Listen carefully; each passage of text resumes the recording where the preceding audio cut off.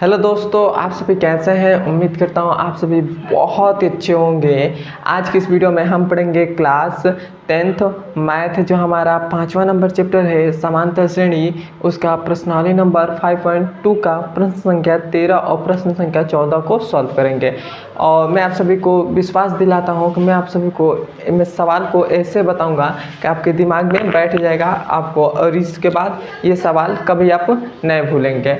और मेरा टारगेट यही रहता है कि कोई भी सवाल का यदि आपको कॉन्सेप्ट मालूम हो जाए, एक बार उस सवाल का कॉन्सेप्ट मालूम हो जाए तो आप उस टाइप से उसी टाइप से कोई भी सवाल दिया जाए तो आप उस सवाल को सॉल्व कर सकते हैं।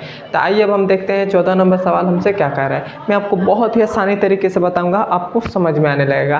तो देखिए, हमसे कह रहा है कि 14 नंबर सवाल कह रहा है 10 और 250 के बीच में 4 के कितने गुणज हैं। मतलब हमसे इसमें कह रहा है कि 10 और 250 के बीच, 10 और 250 के बीच में कितनी संख्या आती है। 10 और 50 के बीच, तो 10 के आगे कौन सी है, मतलब 11।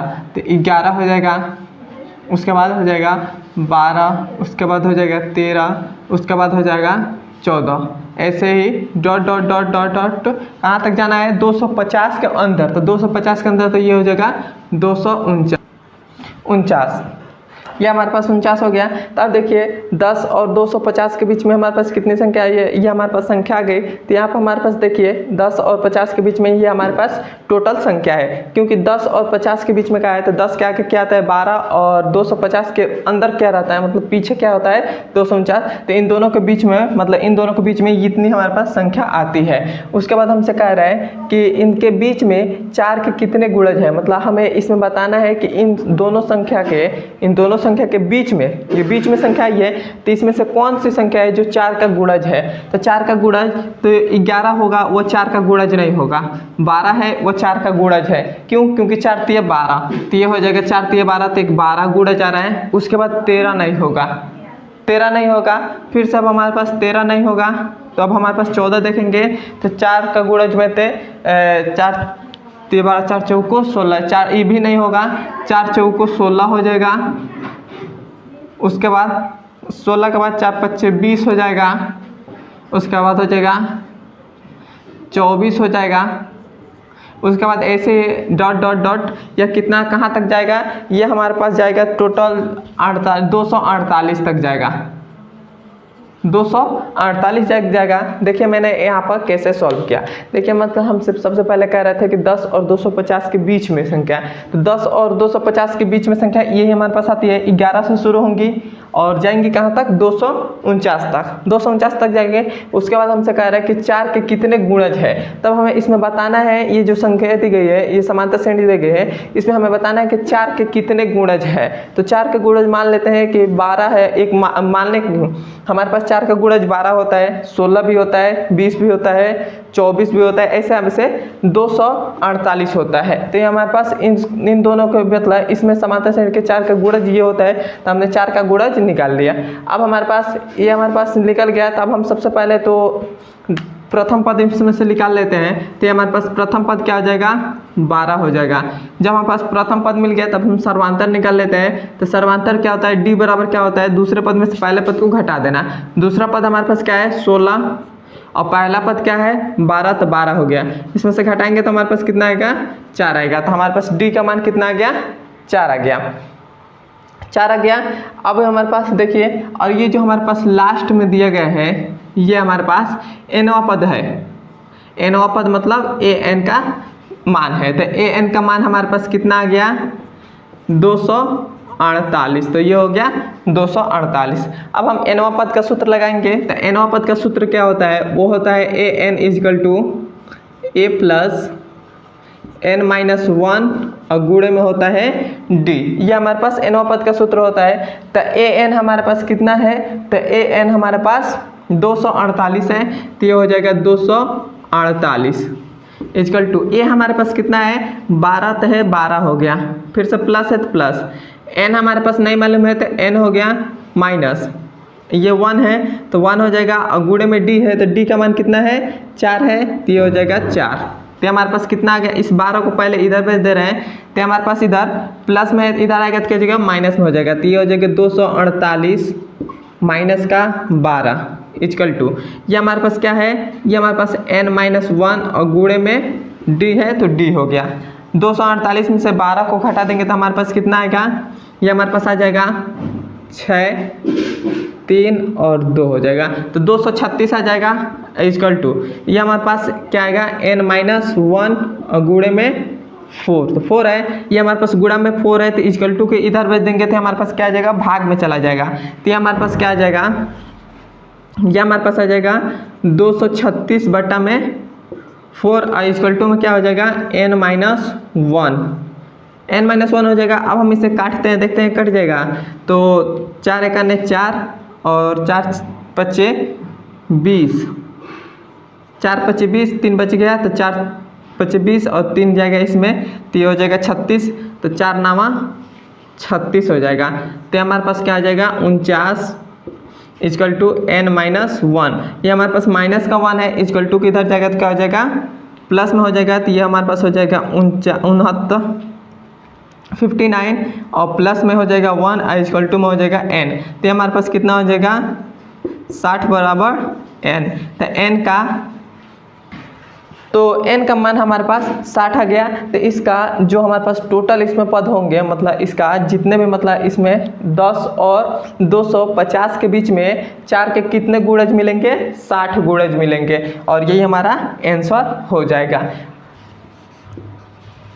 क्लियर है यहाँ तक? हमसे बस इसमें यही कहा था कि 10 और 250 के बीच में कितने 4 के गुणज है, तो हम बता दे रहे हैं कि 10 और 250 के बीच में 10 और 250 के बीच में 60 ऐसी संख्या है, मतलब 60 ऐसा पद है, मतलब जैसे 1 2 3 4 5 ऐसे, मतलब 60 पद है जो 4 के गुणज है और यही हमारा आंसर हो जाएगा।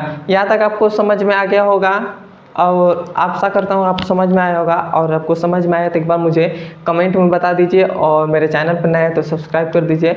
अब हम चलते हैं इसके 15 नंबर सवाल पर। ये हमारे पास 15 नंबर सवाल है। यह हमसे कह रहे हैं n के किस मान के लिए दोनों समांतर श्रेणियों इतना और इतना के nवें पद बराबर होंगे।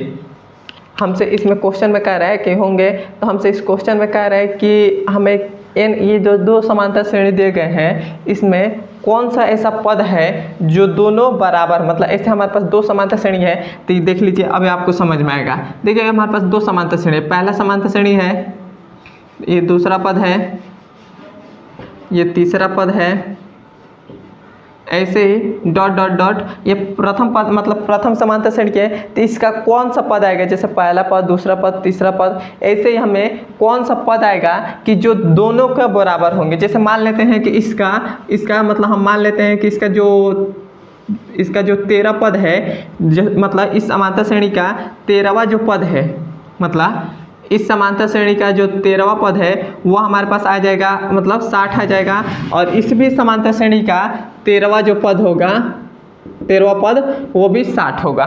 मान लेते हैं, अज्यूम हम कर लेते हैं कि इन दोनों का मतलब इसका भी समांतर श्रेणी का 13वां पद और इस समांतर श्रेणी का 13वां पद, दोनों समांतर श्रेणी का 13वां पद जो होगा वह 60 होगा। तो ये हमें बताना है कि इसमें से कौन ऐसे समांतर श्रेणी है, मतलब कौन ऐसा पद है कि दोनों पद एक बराबर होंगे। तो हम कैसे सॉल्व करेंगे, तो आइए अब हम सॉल्व इसको करते हैं। पहले तो इसको हम मिटा देते हैं। तो देखिए ये हमारे पास प्रथम समांतर श्रेणी है, तो इसको सबसे पहले तो हमें an का मान हमारे पास दिया है, मतलब a का मान प्रथम पद हमारे पास कितना दिया है, 63 दे दिया गया, 63 दिया है। और हम यहाँ से सर्वांतर भी निकाल लेते हैं। जब हमारे पास प्रथम पद और द्वितीय पद है तो सर्वांतर निकाल लेते हैं। तो दूसरे पद में से क्या करते हैं, माइनस कर देते हैं प्रथम पद। तो प्रथम पद हमारे पास 63 है, तो ये हो गया। तो हमारे पास कितना आ जाएगा, 65 में से 63 घटा देंगे तो हमारे पास बचेगा 2 बचेगा। तो हमारे पास सर्वांतर भी आ गया 2। अब हम यहाँ से nवां पद का सूत्र लगाएंगे, तो ये हो जाएगा an equal to a plus n-1 और गुणे में हो जाएगा d। तो an हमें नहीं मालूम है तो ये हो जाएगा an इक्वल टू a का मान हमारे पास कितना है 63, तो 63 प्लस n-1 और d का मान हमारे पास कितना आया है 2 आया है, तो ये हो जाएगा 2 हो जाएगा। तो अब हमारे पास देखिए हमारे पास कितना आ गया, ये हमारे पास हो जाएगा an इक्वल टू 63 और प्लस n का इसमें 2 का n में गुणा करेंगे तो ये हमारे पास हो जाएगा 2n, और इसमें 2 का 1 में गुणा करेंगे तो माइनस का 2 हो जाएगा, माइनस का 2 हो जाएगा। और यहाँ पर यहाँ पर 63 है, यहाँ पर माइनस का 2 है, तो ये हमारे पास कितना आ जाएगा, ये हमारे पास आ जाएगा an बराबर क्या हो जाएगा, 63 में से 2 घटा देंगे तो ये हमारे पास आ जाएगा 61, और प्लस में हमारे पास क्या आएगा n 2n आ जाएगा, तो 2n हो गया। अब हमारे पास देखिए ये जो हमारे पास आया इसे हम मान लेंगे समीकरण नंबर 1, समीकरण नंबर 1 मान लिए। अब हम समीकरण नंबर 2 से भी एक समीकरण निकालेंगे, तो समीकरण नंबर हमारे पास ये क्या है, ये हमारे पास जो पद दिए गए हैं वह है 3 10 उसके बाद 17, ऐसे ही डॉट डॉट हमारे पास दिए गए हैं। तो प्रथम पद हमारे पास क्या है 3 है, उसके बाद सर्वांतर हमारे पास कितना हो जाएगा 10 माइनस 3, मतलब दूसरे पद में से पहले पद को घटा देते हैं तो हमारे पास आ जाएगा 7, ये हमारे पास आ गया। अब देखिए n पद का सूत्र लगाएंगे तो ये हो जाएगा an equal to a plus n minus 1 और गुणे में d। an हमें नहीं मालूम है तो an हो गया, a का मान 3 है तो 3 हो गया, प्लस n भी नहीं मालूम है -1, d का मान हमारे पास कितना है 7 है तो 7 हो गया।